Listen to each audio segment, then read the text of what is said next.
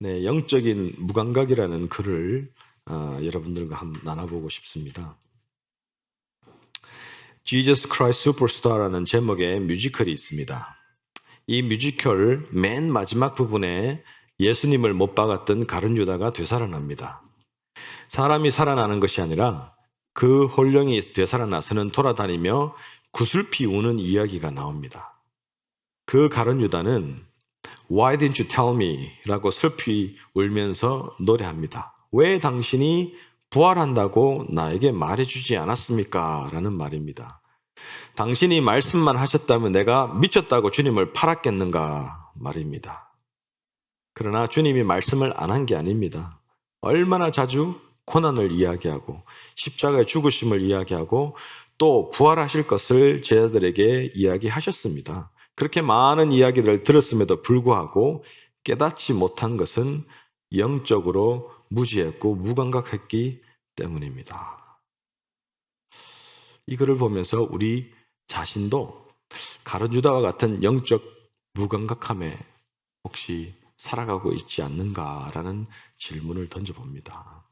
여러분, 불신자라는 말과 신자라는 말이 있죠. 그래서 불신자에서 신자가 되었다라는 것은 하나님을 믿지 않고 살다가 하나님을 믿는 자로 이제는 바뀌었다라는 것입니다. 아시겠지만 오늘날 신자는 전 세계적으로 넘쳐나게 많습니다. 미국, 한국 어딜 가든 크리스찬을, 신자를 만나는 것은 너무나도 쉬운 일입니다. 그런데 신자는 많지만 제자는 너무나도 적습니다. 그것이 슬픈 현실입니다. 불신자에서 신자가 되었으면 이제 예수 그리스도의 제자로 성장하고 변화되어야 되는 것이 너무나도 당연한 삶인데도 불구하고 현실은 그렇지 못하다는 것이에요. 그저 신자라는 사실에, 즉 변화되지 못하고 신자로만, 그 예수 믿는다는 그 사실 하나만으로 교회에 출석하는 교인들, 그 교인들은 넘쳐나지만 예수님을 개인적으로 만나고 또 그 이후로 계속해서 그 내가 만난 내 주님 예수 그리스도를 계속해서 닮아 변해가는 그런 삶을 살아가는 성도는, 그 제자들은 극히 적은 것이 슬픈 현실입니다. 이것을 예수님께서 말씀 속에서도 여러 번 누차 강력하게 경고하신 말씀이고 특별히 말세 때에 드러나는 현상이라고 했습니다. 신자들이 변하지 않는 이유들은 많이 찾을 수가 있습니다. 설교 오늘 그걸 다 커버할 수는 없지만 무엇보다 우리가 기억해야 되는 것은 변화되지 않는다는 것은 너무나도 위험한 상태에 있다는 것을 우리가 직시해야 된다는 거예요.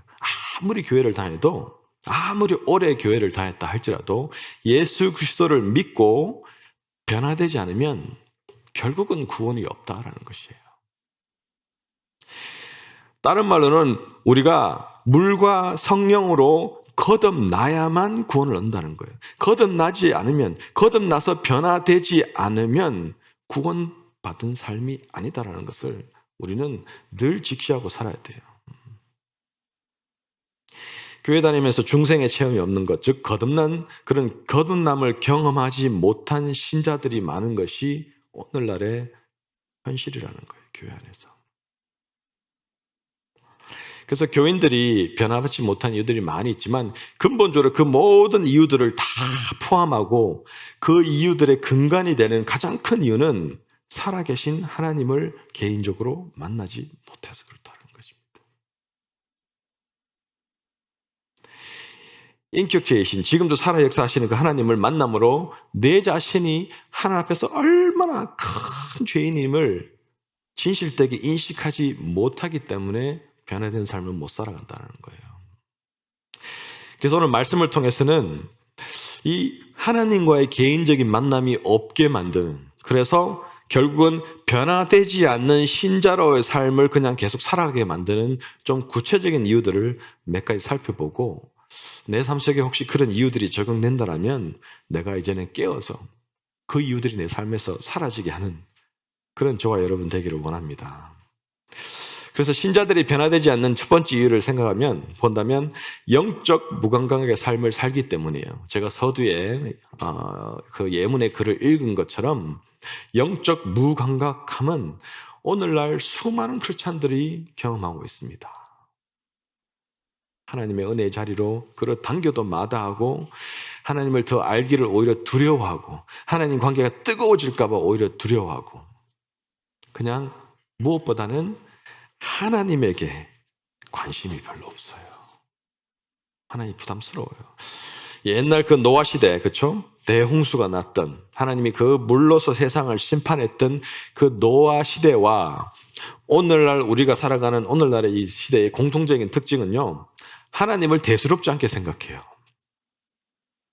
하나님을 인식하고 하나님을 경외하고 두려워하고 정말 그분을 기억해서 그분 중심으로 살려고 하고 어떤 그분 말씀을 내가 깊이 되새기고 어떤 이런 게 없어요. 그냥 대수롭지가 않아요. 하나님은 언제든지 내가 쉽게 타협할 수 있는 대상이에요. 내 삶의 현실에 뭔가 바쁜 일이 있어. 내 현실에 급한 일이 있어.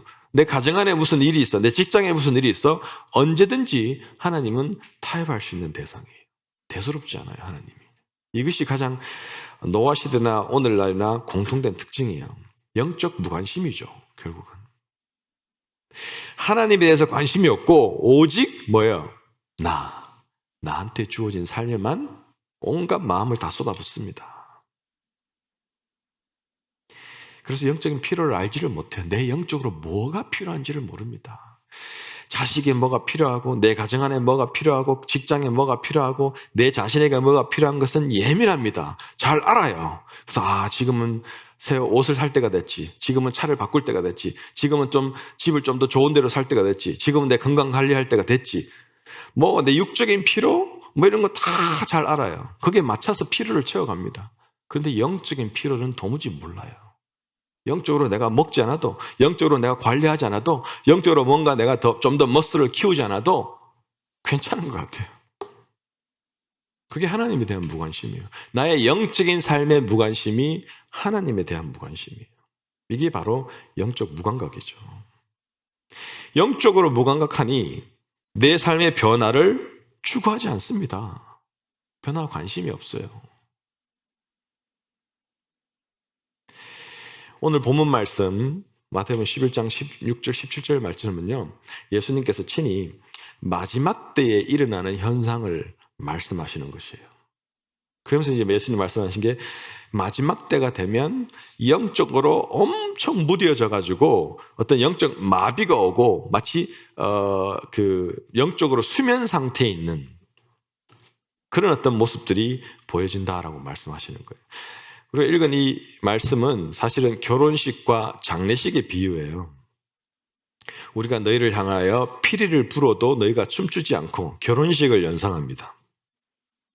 우리가 슬피 울어도 너희가 가슴을 치지 않고 장례식을 연상. 예전에 이렇게 이제 놀았다는 거예요. 결혼식 놀이, 뭐 장례식 놀이, 아이들하고 이렇게 뭐 요즘처럼 뭐 놀 게 많이 없으니까 어떤 그런 놀이였는데 이 말씀의 초점은 이 아이들의 놀이가 아니라 이 말씀의 초점은 뭐냐면 이 놀이를 하자 하고 해도 그냥 서서 보고만 있을 뿐 이렇게 수수 방관만 하고 있을 뿐 동참을 전혀 하지 않는 그 친구들을 얘기합니다. 장터에 앉아 제 동물을 불러 결혼식 놀이하자, 장례식 놀이하자 그랬는데도 아무 반응이 없는 무관심함을 말씀하고 있어요. 그 당시에 사람들의 그 어떤 영적인 상태를 예수님께서 탄식하시며 질책하시며 말씀하시는 내용입니다. 영적이 무감각하기 때문에 진리를 분별하지 못하는 거예요. 그들이 그렇게 고대하던 메시아 예수 그리스도가 그들 앞에 있는데도 불구하고 하나님 말씀하신 그 모든 말씀의 진리의 그 핵심이 되는 그 예수 그리스도가 자기 눈앞에 있는데도 불구하고 알아보지 못하는 거예요. 이 영적으로 무감각한 상태는 하나님 말씀을 들어도 귀에 들어오지 않고 들어도 깊이 깨달아지지 않고 심지어 깨닫는다 할지라도 그 말씀을 사는 모습이 없습니다. 얼마나 많은 크리스찬들이 저 하나님 뜨겁게 믿고 싶어요. 저 변화되고 싶어요. 더 알고 싶어요.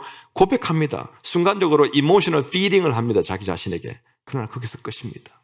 행동이 없어요. 스스로 그런 이모셔널리 피딩하고 이렇게 어깨 톡톡 치며 위로하면서 끝입니다. 이것 또한 영적인 무감각한 모습이죠. 이렇게 영적으로 무감각하게 되어서 하나님 말씀이 내 심령 가운데 역사하지 못하고 하나님 말씀이 나를 변화로 이끌어가지 못하는 삶은 심각한 문제라는 거예요.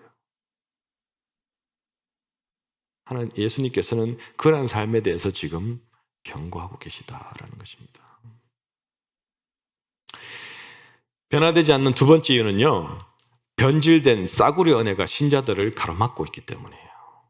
자, 영적 무감각함이 첫 번째 이유라면, 영적으로 무감각하니까 내 귀가 닫혀 있으니까 들어도 깨달음이 없으니까 얼마나 요즘 세상에 이 싸구려 변질된 복음이 범람합니까? 분별을 못해요. 들어도. 여러분 이런 설교 많이, 그런 복음들 많이 들어봤을 거예요. 복음도 아니지만, 변질된 거지만, 반쪽짜리지만, 우리는 죄인입니다. 우리는 죄 가운데서 태어났고 죄 가운데 살아가며 날마다 우리는 죄를 짓고 살아가는 죄인들입니다, 여러분.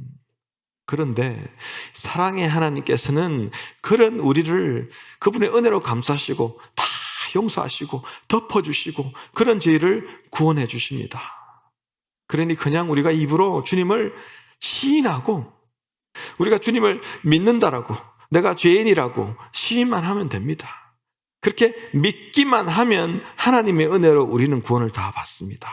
딱 들으면 여러분 지금 이게 뭐가 문제인지 알겠어요? 심각한 문제가 있어요. 지금 이 복음에는. 지금 말씀드린 건 심각한 문제가 있습니다. 반쪽짜리 복음이에요. 변질된 복음이에요. 이런 복음 같지 않은 복음이 범람하는 시대예요. 사람들이 이런 메시지에 환호를 하고 아멘을 합니다. altar call 하면 무지개 나와가지고 거기에 그냥 repeat after me 기도 한번 하고 구원받았다고 이제는 그냥 그러고 삽니다. 이렇게 언뜻 들으면 별 문제 없어 보이는 그런 참 복음 같지만 심각한 오류가 있어요. 왜? 변질되고 이렇게 값싼 은혜들의 그런 메시지에 우리가 물들게 되면 변화되는 건 거의 불가능해요. 얼마나 많은 설교, 메시지들이 그냥 우리 등 토닥토닥거리면서 괜찮아. 그래도 다 이해하셔. 별 문제 아니야. 그래도 주님의 은혜로 구원받잖아. 너무 괴로워하지 마. 다 이해하셔. 뭐 지금 그렇게 변화 안 되면 어때 뭐. 다 이런 그냥 나를 위로해 주는 거. 내 삶에 그냥 안락한 편안함을 추구하고 살아도 하나님 다 이해하시는 것처럼. 내가 변화를 위해 몸부림치지 않아도 괜찮은 것처럼. 이런 메시지가 너무너무 범람해요. 어떠한 변화의 어떤 대가를 치르지 않고 내 삶의 변화의 경험 없이 그저 내가 고백하면 되는 그런 값싼 은혜, 변질된 은혜로 구원받는다고 그렇게 믿고 착각하고 있기 때문에 내 삶에 변화가 없어요. 변화를 위해 몸부림치는 게 없어요. 변화를 위해 내가 포기하는 게 없어요. 변화를 위해 방향을 바꾸는 게 없어요. 변화를 위해서 내가 뭔가 힘들고 아프더라도 꽉 붙잡는 게 없다라는 것입니다. 싸구려 변질된 은혜는요, 변화를 가로막아요. 물론 구원은요, 오직 하나님의 은혜로만 구원받습니다. 하나님의 은혜로만 구원받습니다. 우리의 행위 아는 거 맞죠? 그러나 이렇게 변질되고 값싼 복음, 이 은혜는 성경이 말하는 진짜 은혜랑은 차이가 있어요. 차이가 많습니다. 가만보면.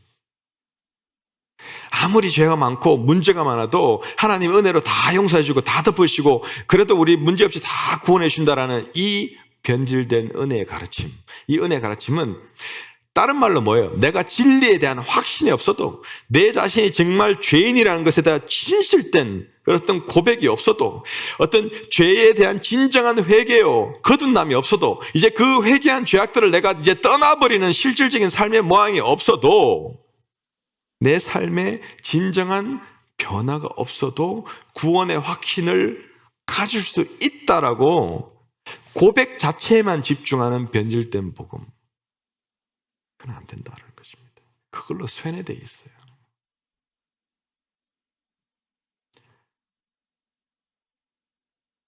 변질된 은혜는요, 값싼 은혜는요, 성경에 나와 있는 하나님의 그 진짜 참 은혜, 즉 예수 그리스도의 제자가 되도록 요구하는 것. 예수를 믿었으니, 그분 만나서 이제 하나님의 자녀 되었으니 이제부터는 내가 철저하게 변화되어서 예수 그리스도의 제자로 살아가야 된다. 그 제자의 삶을 요구하는 것을 무시하고 교인 내지는 신자의 삶으로 만족합니다. 제가 다시 말씀드려요. 교회만 출석하는 교인은 100% 지옥 가요. 100% 지옥 갑니다. 제자가 천국 가요. 제자가. 성도가 천국 갑니다. 우리가 교회 출석하면 성도님 부르지만 그건 하나의 우리가 그렇게 그분이 진짜 성도가 되기를 바라는 마음으로 성도님이라고 부르지, 교회는요 교인이 더 많아요. 성도보다는. 교회만 출석하는 사람들. 진정한 회개나 거듭남 없이 그냥 교회만 왔다 갔다 한다는 거예요. 제자가 되려는 삶을 위한 몸부림과 어떠한 희생, 대가도 치르지 않는 그런 삶이 범람하여 날마다 내 자아를 죽여라, 십자가에 나를 못 박아야 된다고 하는데도 그 삶이 없어요. 내 자아가 도대체 어떤 존재, 뭐를 내가 죽여야 되는지 또 몰라요. 자아를 죽이는 작업이 없어요, 삶 속에. 그저 감정적으로만 하나님을 믿는 거예요. 내 감정이 동하면 눈물이 납니다. 뜨거운 고백이 있어요. 찬양이 있어요. 그러나 거기서 끝나요. 삶에 연결이 안 돼요. 이것은 예수 그리스도의 십자가의 죽음의 가치를, 나에게 주어진 그 구원이라는 선물의 가치를 철저하게 싸구려로 전락시키는, 구원받지 못한 변질된 복음을 따르는 모습이다라는 것입니다. 이런 변질된 복음을 따르는 사람들은 가장 극렬한 증거가 내가 변해야 된다는 그 필요성을 못 느끼고 산다는 거예요. 날마다 내가 변해야 될 부분들을 뜯어보고 괴로워하는 삶이 없는 거예요. 그러니 하나님의 일, 하나님 말씀 순종하는 거, 하나님 자체에 대한, 그분을 더 알기 위한, 또 내가 내 어떤 믿음의 열매, 행위의 열매, 이런 부분에는 무관심할 수밖에 없다는 거죠. 이렇게 변질된 은혜는요 사람을 변화시킬 능력이 없습니다. 그저 형식적이고 의무적인 신앙생활이 아닌 교회 생활을 하게 합니다. 제대로 된 은혜는요, 진짜 하나님의 참 은혜는요, 반드시 그 사람을 변화시키고 그 사람을 재창조하는 능력이 있습니다. 하나님의 은혜를 경험한다는 것은 나를 변화시키는 하나님의 능력을 경험한다는 거예요.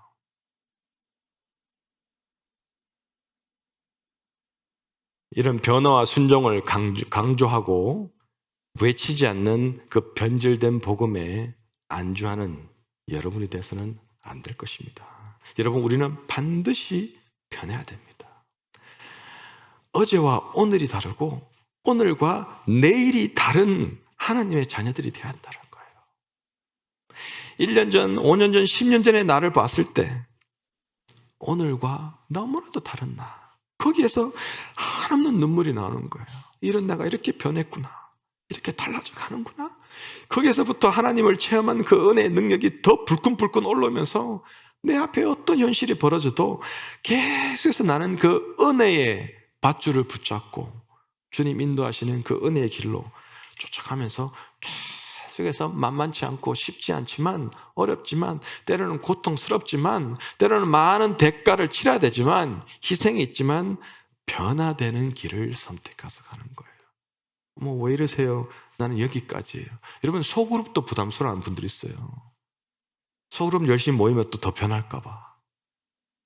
소그룹 모이면서 하나님 얘기하는 것도 부담스러운 사람들이 있어요. 주일날 좀 예배 때 그랬으면 됐지, 무슨 소그룹까지 모여가지고 하나님 얘기를 하냐고. 성경 공부 너무 부담스러워합니다. 말씀 묵상, 기도 관심이 없어요. 믿음 없는 게 자랑이야. 전 믿음이 없어요. 믿음이 안 생긴데 어떡해요? 뭐 안 믿기는데 어떡해요? 제가 아무리 생각해도 이해가 안 되는데 어떡해요? 이런 말들을 매일 저는 듣고 살아요.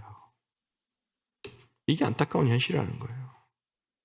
변화되지 않는 이유는 자기한테 있는데, 자신의 그 애리튜드에 있는데, 변질된 그 은혜, 복음 붙잡고 있는데, 믿기만 하면 다 될 줄 알고, 내가 천국 가는 티켓 땄는데 굳이 뭐 그렇게 변해야 되냐고, 이제는 천국 가면 되지 죽으면, 이런 생각 때문에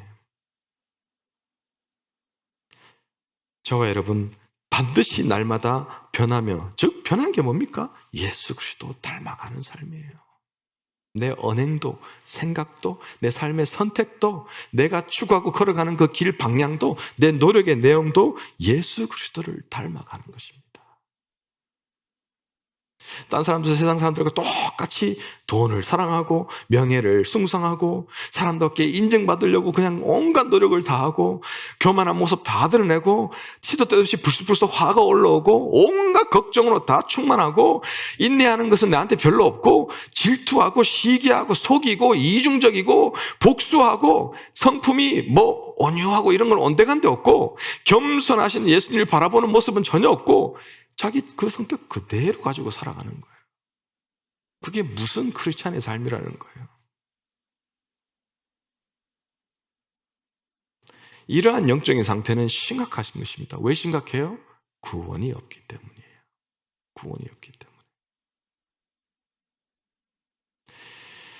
신자들 변하지 않는 세 번째 이유는요, 하나님 말씀에 굴복하지 않기 때문이에요.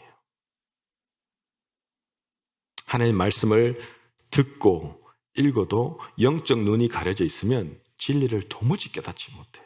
말씀만 들으면 잠만 와요. 왜 그렇게 말씀만 들으면 피곤한지 모르겠어. 아주 그냥 밤새서 넷플릭스는 다 보고 오는데 눈 벌게가 출근도 하고 넷플릭스 밤새 보고도 할 거 다 하면서 이건 뭐 12시간 자고 왔는데도 예배 시간에 앉기만 하면 잠이 와. 미치겠어. 아주 졸려가지고 세상 짐은 다 고생 다 하고 온 그런 얼굴이에요. 이게 뭐예요 도대체? 진리를 들어도 못 깨닫는 거야. 진리에 관심이 없는 거예요 도대체. 진리가요 부담스러운 거예요 그냥 들으면.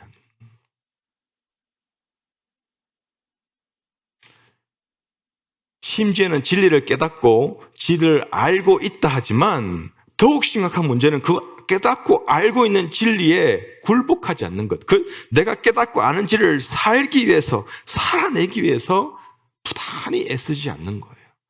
여기에서 머물고 끝난다는 거예요 그냥. 여러분 바리새인들의 특징이 뭐예요? 얼마나 말씀을 잘 알았어요. 모르는 게 없었어요. 그들이 신앙이 아주 돈독하고 뭐 엄청 경건하다 그러고 그들이 하나님 말씀 다 지켰다라고 자부했지만 예수님은 그들을 향해서 이 독사의 자식들아, 회칠한 무덤이라고 했어요. 영적으로 너무 눈이 멀어서 말씀을 듣고 말씀을 읽고 말씀을 알았지만 말씀을 실천하지 못했어요. 사실은 깨달았다 하지만 제대로 깨닫지도 못했어요. 오늘날 수많은 신자들이, 이 교인들이 바리새인과 같은 상태에 있는 것입니다. 신앙의 본질보다도 신앙의 의무에 집중해요.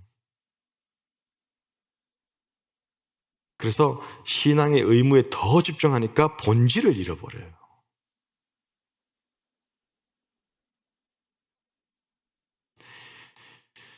문제는 살아서 역사하신 하나님에 대해서 알아요. 들어봤어요. 지식이 있어요. 그러나 정말 살아계신 그 하나님을 성령 하나님의 조명으로 하나님의 그 은혜로 경험하고 알지 못하는 거예요. 그저 내 머릿속에만 아는 정도. 그러니까 이런 거예요. 하나님을 예배하고 참 하나님 위해서 열심히 교회 봉사하고 사역한다 하지만 그 안에 하나님이 빠져 있어요. 즉 예배를 위한 예배, 봉사를 위한 봉사, 헌신을 위한 헌신, 이런 거라는 거예요. 그래서 오랫동안 교회 다니면서 예배도 뭐 수백 수천 번 하고 온갖 여러 종류의 교회 여러 다양한 사역의 봉사를 다 해도 30년을 교회 다녔는데 10년을 교회 다녔는데 뭐 5년을 교회 다녔는데 많은 걸 하고 예배 동참하고 사역을 했지만 나는 안 변화됐어. 그게 뭐예요? 하나님이 다 빠지시다라는 거예요. 그 모든 것에. 내 안에 고약한 성질, 음탕한 생각들, 은밀한 죄악들, 정말 내 안에 누구한테 하나 앞에 바로 서기에 참 부끄러운 모습들, 모난 성격들 그대로 있다라면 그게 무엇인가라는 거예요. 과연 그 긴 기간의 예배와 사역의 봉사활동은 무엇이었냐.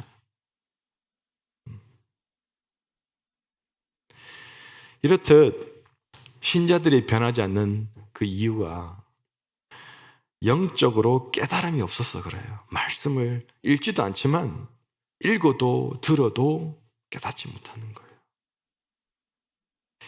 말씀을 들었을 때 그 말씀이 정말 나한테 깨어나고 나한테 변화를 주다는 성령의 음성으로 들려가지고 그 말씀에 부담감에 눌리고 그 말씀에 내가 끌려가고 쫓아가고 흠뻑 젖고 그래야 되는데 성령님이 내 안에 말씀하신 거 들으시고 말씀을 들었지만 거기서 끝나고 미지근한 상태가 되는 거예요.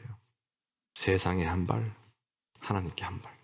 그래서 내 삶 속에 편안한 것은 그대로 누려야 되고 안락함은 그대로 누려야 되고 내가 원하는 삶은 그대로 누려야 되고 그렇지만 영적으로도 특별히 내가 막 크게 양심이 찔리지 않을 만큼만 유지하고 그렇게 적당히 미지근하게 있으니까 변화가 없는 거예요. 성경은 그런 상태인 사람들을 어떻게 묘사합니까? 요한계시록 3장 15절에서 20절 말씀입니다. 내가 네 행위를 아노니 네가 차지도 아니하고 뜨겁지도 아니하도다. 네가 차든지 뜨겁든지 하기를 원하노라. 네가 이같이 미지근하여 뜨겁지도 아니하고 차지도 아니하니 내 입에서 너를 토하여 버리리라. 네가 말하기를 나는 부자라 부유하여 부족한 것이 없다 하나 네 공고한 것과 가련한 것과 가난한 것과 눈먼 것과 벌거벗은 것을 알지 못하는도다. 내가 너를 권하노니 내게서 불로 연단한 금을 사서 부요하게 하고 흰옷을 사서 입어 벌거벗은 수치를 보이지 않게 하고 안약을 사서 눈에 발라 보게 하라. 물은 내가 사랑하는 자를 책망하여 징계하노니 그러므로 네가 열심을 내라 회개하라. 볼지어다 내가 문 밖에 서서 두드리노니 누구든지 내 음성을 듣고 문을 열면 내가 그에게로 들어가 그와 더불어 먹고 그는 나와 더불어 먹으리라. 핵심이 뭐예요? 영적인 눈을 떠야 된다라는 것입니다. 영적인 눈을. 자신의 어떤 곤고한 상태, 영적으로 무감각해진 상태, 하나님께 무관심한 상태를 보고 놀라라는 거예요. 깜짝 놀라는 거예요. 벌떡 깨라는 거예요. 하나님 말씀과 그 진리, 그 바른 복음 앞에 온전히 굴복하고 변화되기 위하여 성령의 능력을 간절히 구하라는 것입니다. 우리가 오랜 신앙생활을 했는데도 불구하고 내 삶에 구체적인 변화들이 계속해서 일어나지 않는다라면 나는 영적 소경 상태에 빠지는 거예요. 이 요한계시록 말씀이 나한테 하는 말씀인 거예요. 결국은 터벅터벅 교회만 왔다 갔다 하는 거예요. 그래서 지금이라도 정신을 차리고 이 성령 하나님이라는 이 성령의 안약을 사서 네 눈에 발라서 이제는 영적으로 눈을 뜨게 해달라고 하라는 거예요. 아무리 교회를 오래 다니든 모태신앙이든 영적인 안목이 열리는 경험, 진리를 정말 깨닫는 경험, 진리가 하나님 그 말씀이 내 삶 깊이 구석구석 내 생각 속에 내 일상의 삶에 깊이 파고 들어 진리대로 변화되어지는 그 삶을 살게 하는 그 능력, 그 진리의 능력을 경험하지 못하고 있다면 변화된 삶을 나는 못 살고 있는 거예요. 이거만큼 위험한 상태가 도대체 어디 있겠습니까? 여러분 다시 강조합니다. 이거는 수천 번, 수만 번 강조해도 부족하지 않습니다. 우리가 변화되지 않는 이유는 진리를 알지 못하고 깨닫지 못해요. 깨달아도 굴복하지 못해서예요.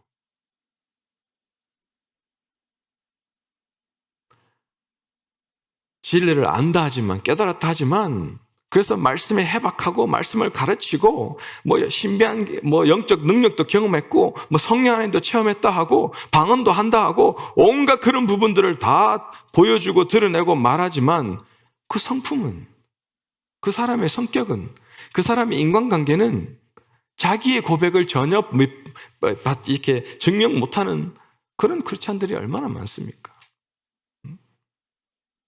그것은 말씀을 듣고 깨달았다 하지만 말씀에 굴복하지 않은 삶의 모습인 거예요. 진리는 알고 있지만 진리에 굴복하지 않는 거예요. 오히려 어떻게 보면 굴복하지 않고 싶겠죠. 굴복했을 때 그 결과를 원치 않으니까.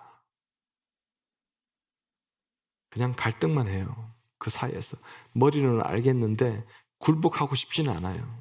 그래서 그 사이에 늘 갈등해요. 하나님, 내 마음속에 하나님을 깊이 사랑하고 참 그분에 대한 헌신보다, 그분에 대한 순종보다 내 삶에 내가 더 좋아하고 더 아끼고 더 붙잡기를 원하는 어떤 우상이 있는 거예요. 삶 속에. 그것이 뭐든 간에.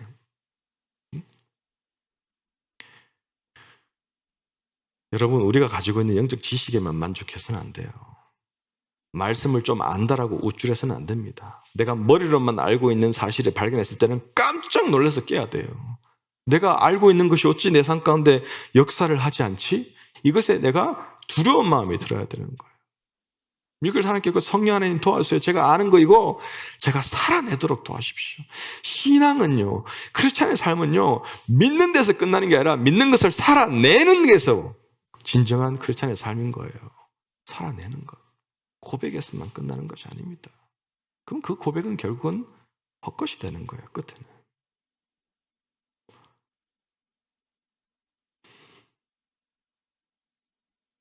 혹시 지금 내 자신이 이런 하나님 말씀에 굴복하지 않는 그런 삶의 모습, 그게 무슨 직장의 이유이든 부부관계의 문제이든 부모 자식관계의 문제이든 내 건강상의 문제이든 내 어떤 신분상의 문제이든 어떤 내 삶의 현실의 문제이든 그것이 이유가 되어가지고 내가 하나님 말씀에 온전히 굴복하지 못하는 그런 모습이 없는가? 우리는 겸손히 두려움으로 살피고 돌아봐야 됩니다. 진리 말씀을 잘 알고 있지만 변화되지 않는, 진리 말씀을 잘 알고 있고 말씀 가운데 예수님에 대해서 듣고 알고 수없이 들었지만 그분의 성품을 닮아가지 못하는, 그분의 삶을, 그분의 사역을 쫓아가지 못하는 그런 삶이 내 안에 있나 없나 우리는 심각하게 살펴봐야 한다는 것입니다. 마지막 네 번째, 신자들이 변화되지 못하는 이유는요, 삶이 미지근한 신앙에 지배당하고 있기 때문이죠. 미지근함은 이것도 저것도 아니에요. 미지근한 물로 커피나 티를 타도 원래 맛이 잘 안 나죠. 미지근하면 어떤 특성이 없어요. 신앙적으로도 미지근한 상태에 있으면 영적 분별력이 없으니까 자신의 상태를 알지 못합니다. 조금 전에 읽었던 요한계시록 말씀에 나와 있는 이 라오디게아 이 교회는 오늘날 수많은 교회들과 흡사한 모습이죠. 자칭 그들은 부유하고 부족한 것이 없다고 자부했어요. 그러니까 나는 영적으로 부유하고 잘하고 있다라고 생각했어요. 하나님 잘 믿고 있다라고 생각했어요. 신앙생활 잘하고 있다라고 생각했어요. 근데 예수님의 진단은 전혀 그게 아니었죠. 예수님이 라오디게아 교회에 대한 평가가 뭡니까? 이들이 뜨겁지도 차지도 않은 그 미온적인 교회였다. 이것도 저것도 아니다. 뭐예요? 양다리 걸친 교회다. 세상과 하나님 사이에. 하나님이 가장 싫어하시는 것입니다. 여러분, 이 미지근한 신앙이라는 것을 조금 다른 각도에서 이렇게 설명하면 신앙이 움직이지 않고 정체되어 있는 거예요. 처음에 뜨겁게 만났어요. 예수님 믿겨져요. 내가 죄인의 사실도 믿겨져요. 뜨거운 어떤 그런 눈물의 기도와 고백이 있고, 그래서 막 정말 하나님 너무 좋아. 그래서 신앙생활 뜨겁게 하다가 어느 순간부터 더 이상 이제는 움직이지 않는 거예요. 정체되어 있는 모습입니다.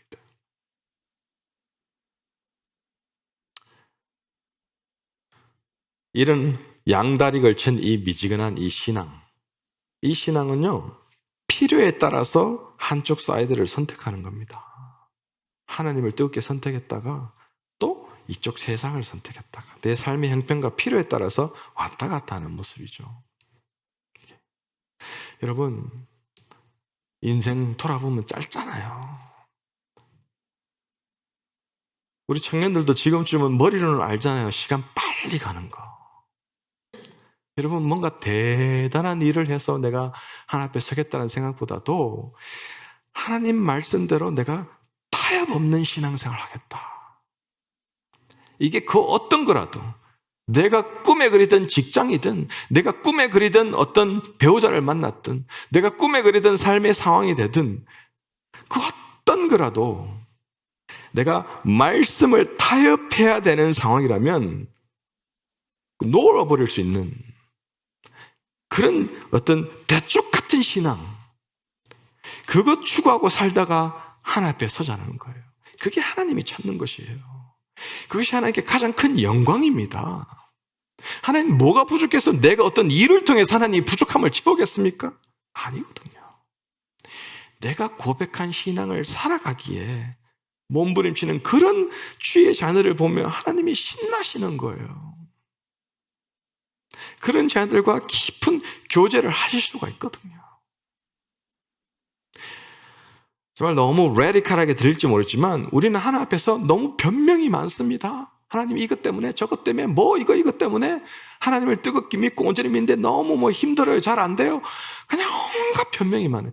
하나님을 믿는 신앙에는 사실은 변명이 있을 수가 없습니다. 하나님 만약에 내가 너한테 딴 건 다 주겠는데 내 아들 예수만큼 내가 도저히 안 되겠어 이거는 이랬으면 세상 모든 사람 싸그리 다 영원한 죽음이에요. 우리 변명하는 신앙, 핑계 이유되는 신앙 그런 거 없이 정말 대축처럼 타협하지 않는 신앙으로 살다가 주 앞에 서는 여러분들 되기를 소망합니다. 이 라오디게아 교회가 자기가 부자라 부유하여 부족한 거 없다 이렇게 17절에 고백하면서 자신의 부족함을 깨닫지도 못하고 인정하지도 못하는 이 모습, 그래서 열심을 내려고 하지도 않고 변화되도록 노력하지도 않는 이 모습, 이걸 두고 예수님은 눈이 멀었다. 네가 정말 너무 네 자신을 모르는구나. 네가 얼마나 곤고하고 가련하고 가난하고 눈멀고 벌거벗고 그런 벌거벗은 수치 가운데 살아간지 네가 정말 모르는구나. 예수님이 그런 말씀을 하시는 거예요.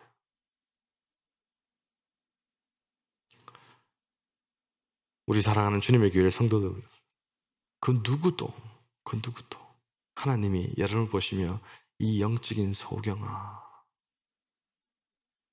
네가 미지근해서 이것도 저것도 아니게 양다리 걸쳐서 그렇게 살아가면서 그런데 정작 너 자신한테는 난 괜찮아, 이 정도면 괜찮아 라고 네 자신을 보지 못하는 그런 소경에 살아가는 누구야, 이런 말을 듣는 분 단 한 분도 없기를 축원합니다. 우리는 라오디게아처럼 지탄받는 대상이 돼서는 안 됩니다. 생명을 잃어버린 그런 하나님의 교회가 되어서는 안 될 것입니다. 정말 교회가 성도들이 각성하고 깨어나야 될 그런 시대에 우리가 살아가고 있다는 사실을 기억해야 됩니다. 여러분, 날마다 더디지만 slowly but surely 변합시다. 잘합시다. 성숙해집시다. 한꺼번에 뜨겁게 많이 경험 못해도 삶의 조그만 영역에 조금씩이라도 하나님을 체험하면 그것이 우리를 하여금 계속해서 예수 닮아가게끔 합니다.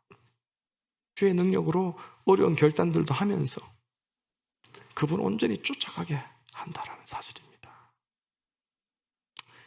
말씀을 맺습니다. 오늘 수많은 신자들이 자기를 사랑하고 과도하게 자기에게 집착하는 자기 생각, 자기 라이프스타일, 자기 원하는 것에 고집하는 그 나르시시즘에 빠져 있어요. 자기에 초집중이 되어 있습니다. 오늘날 특히 미국, 한국 얼마나 부자 나라들입니까? 미국, 한국에 있는 그 사람들 얼마나 좋은 환경에서 잘 먹고 잘 삽니까? 이런 미국, 한국 같은 어떤 환경에 있는 교회들, 크리스천들은 정말 가장 큰 위험이 교회를 다녀도 노아 시대처럼 하나님께 무관심해요. 왜? 내가 관심 가져야 될 게 너무 많아요. 내 눈에 관심 가게 보여지는 게 너무 많습니다. 그러니까 하나님께 무관심해져요. 그분 말씀에 무관심해져요. 십자가 선상에 예수 그리스도께 무관심합니다. 반드시 내가 다시 오겠다고 하실 그 다시 오실 예수 그리스도를 기억하고 생각할 틈이 없어요. 무관심해요. 예수 그리스도의 삶에 무관심합니다. 그분의 가르침이 굉장히 부담이 돼요. 그분의 가르침에 선을 그어버립니다. 그냥 내 만족, 내 평안, 어떤 자기 안일에 빠져서 살아가는 거예요. 이러면서 스스로를 크리스찬이라 착각하고 살아갑니다. 교회의 머리 되시고 주인 되신 예수님께서 오늘 말씀, 요한계시록 말씀 보니까 뭐예요? 예수님께서 문 밖에 서서 기다린다. 문 밖에 서서 문을 두드리신다 그랬어요. 오늘 많은 교회들이 예수님이 교회 밖에서 문을 두드리시는 거예요. 그런데 라우디아 교회는 문을 열어주지 않았어요. 교회의 주인 되신 예수님이 교회 밖으로 쫓겨나 있었습니다. 예수께서 교회 밖으로 쫓겨나시고 우리의 일상의 삶 밖으로 쫓겨나신 이유가 뭡니까? 그 이유가 바로 오늘 우리가 함께 봤던 영적으로 무감각함 때문이요. 변질된 그 은혜의 복음만 믿고 붙잡고 있기 때문이요. 하나님 말씀을 들어도 깨닫지 못하지만 깨달아도 그 말씀에 굴복하지 않는 그 삶 때문이고, 나아가서는 미지근하는 신앙 때문인 거예요. 양다리 걸친 삶. 이런 모습들은 예수를 믿지만 그의 교회와 삶에서 예수님은 쫓겨나 있어요. Christless Christian이 되는 거예요. Christless Church가 되는 것입니다. 이것이 라오디게아 교회를 향한 가장 큰 경고였고 오늘날 교회와 성도들을 향한 경고였다는 것입니다. 이렇게 하나님과 긴밀한 관계가 깨지고 신앙의 본질에서 떠난 그 삶이 오늘날 신자들에게 심각한 문제를 안겨줬다는 사실을, 나한테 심각한 문제로 다가온다는 사실을 우리는 깨어서 인식하고 살아야 됩니다. 그 문제는 변화되지 않는 자신을 인식하면서도, 변화되지 않는 내 삶을 인식하면서도, 첫째는 뭐예요? 나는 변화 안 될 거야. 아유, 이렇게 예수 오래 믿는데 변화 안 되더라. 그냥 나 이 정도. 이렇게 변화되지 않을 거라는 그 영적 패배주의. 둘째로는 변화되고 싶은데 변화되지 않는다는 변명만 늘어놓는 참 너무나도 불쌍한 모습들이 너무 많습니다. 나가서 적극적으로 변하려고 노력하지도 않는 불신앙에 빠져 있는 거예요. 여러분, 주님의 길교의 성도들, 여러분 한 분 한 분 삶 속에는 그 어떤 분도 이런 변명들이 없기를 바랍니다. 이런 변화되지 않는 삶을 살아가지 않는 그런 여러분 되기를 간절히 축원합니다.